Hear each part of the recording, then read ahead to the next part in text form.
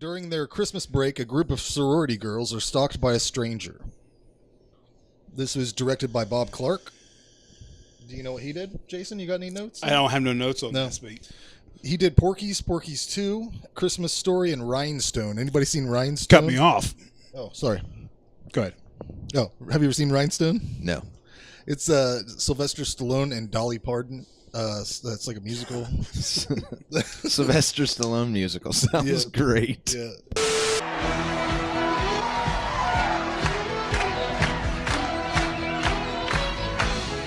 All right.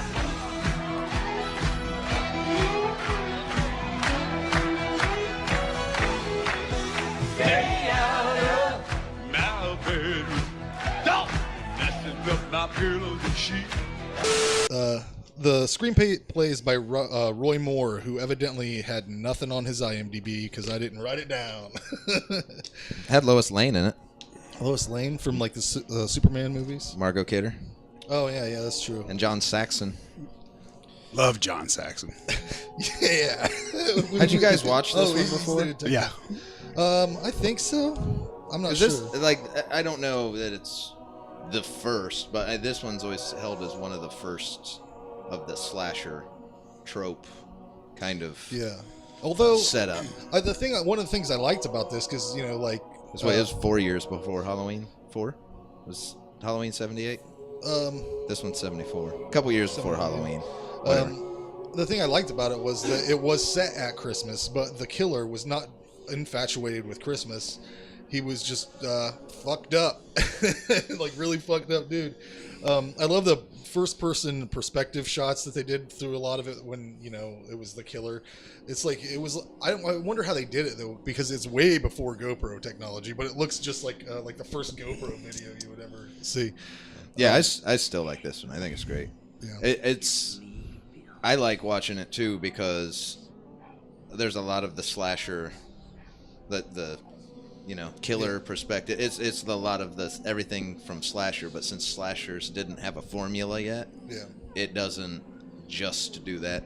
You can definitely see like Friday the 13th was probably influenced by the way this was shot. Well, and I think John Carpenter even said he was influenced by it for Halloween. Oh yeah. They call this guy this guy like calls them all the time, and they call him Minor League.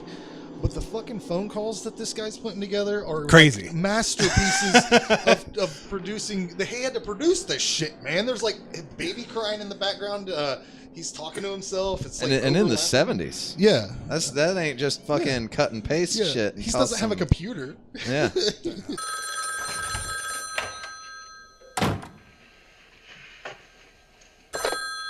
Hello? Hello? Look, who is this? Please stop. Oh, God.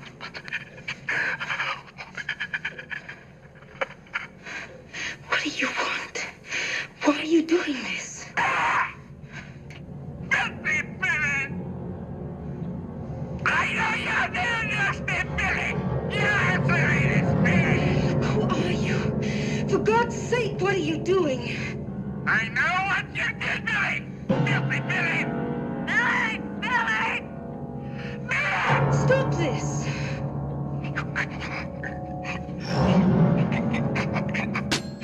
Those ladies should be not only terrified, but highly fucking impressed, because even if they think it's just a prank call, man, that's genius work.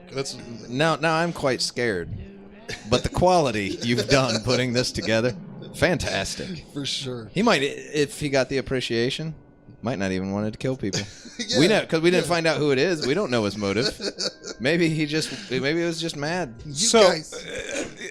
Sorority house. So get to the point. There's a sorority house. Yeah. This minor league. Would you call him like he's not always being sexual? There's some sexual noises going on, but he says like, "What you put the baby? You put the baby."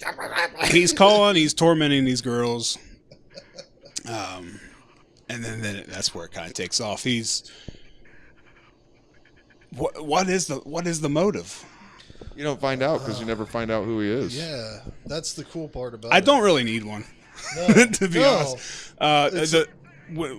When he kills the girl and puts the plastic over her head, like that shot right there, that's as good as anything in horror there is. That shot right there. I mean, just you could give him credit for knowing ahead of time what that shot was going to be, but I think, I mean, now looking on it now, that's beautiful. This movie is beautiful. Yeah. It starts right from the get go. Silent Night. Yeah. For the when the movies start, they're playing Silent Night. I love everything about it. I love the music. I think it holds up really well. Yeah. And also was cool for me was this was my first time viewing the Scream Factory release, and it's 2K restoration. It's beautiful. So that was really cool too. I think that if you could smell this movie, it would smell like cedarwood, Virginia Slims, and like whiskey, because that's like they just drink it constantly. I like the atmosphere. Yeah, it was moody I as shit. really love like the college slashers. Yeah, I love that. And doing a serious horror movie and keeping comedy in it, I always thought this one is a good example of how it's done perfectly. There's funny stuff in it, Right. but it's not laugh out loud funny. It's just at the right moments. It's just like when she's when the one girl with the bag over her head, when her dad comes, he's trying to find her, and he's talking to whoever the lady that watches him is, and like she's doing the hand over the people making the peace sign while having sex, kind of just the small stuff. And her, I mean, she's obviously the comic relief. She's goofy, she's funny, but it doesn't take you out of all the acting. I thought was great too. Yeah.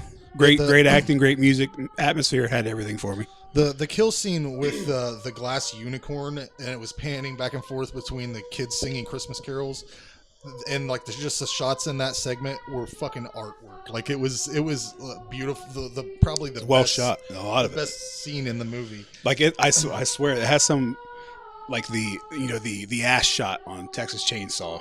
Where she's walking up to the house. Like that's an iconic shot. And I think this movie's loaded with 3 or 4 of them. Yeah, I gave this an 8 out of 10. There was it was a little bit long at places, like the turtle sex scene was pointless. And then when the guy was bashing the piano, I was like, this is pointless exposition that doesn't need to be. He had to make his point. He was frustrated. He's mad, man. But that turtle sex scene could have been completely eliminated. What do you got against turtle sex? Well, it was just, it was Have you ever heard that noise? You seen that video? that noise that turtle's making? You guys seen it? I don't think so. Go on YouTube. Miller's like, let me tell you about fucking The turtle noise. sex. Oh my god, I can't believe you ever seen it. Okay, well, here, I'll put it right here. Yes.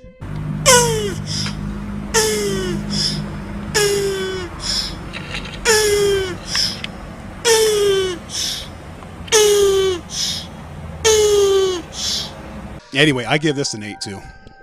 I give it a 9. Whoa. Look how close we are on that one. Wow. Yeah, I give it a 9. It's the holidays. It feels good, don't it? Christmas spirit. I always give this one an extra little bit of credit because it's probably just something that comes with being one of the first kind of that slasher. But when you go back and rewatch a lot of the slashers, as much as I still love the old Halloweens, Friday the 13th, any of them, by the time those were really coming out, they had fallen into very cut and paste formulaic. This is how you do it. That one I think holds up a little better because it was before there was a cut and paste. So it's got everything that you want in a slasher movie, but it never did it in the way that everything else fell into. It has a different feel. So it's still one of my top slasher movies. Yeah, I want to go ahead and spoil it because the ending, whenever the guy's still in the fucking house and they just leave the girl unconscious on her bed, is fucking awesome. The phone just keeps ringing after he's done fucking killed her in there. It just starts ringing and it's just the static shot of the house with the guy standing outside. It's fucking beautiful. Yeah, I was surprised we picked this one because it was just it's well known, but I guess it's Shirley. the holidays episode and how many there's definitely a lot of good Christmas ones out there. We could have done more, but yeah, I saw some on Netflix. This was easy. Yeah, I wasn't gonna complain because you guys, Frank said we're gonna watch it, and I was like, yeah, I want to watch that. Yeah, it's Christmas.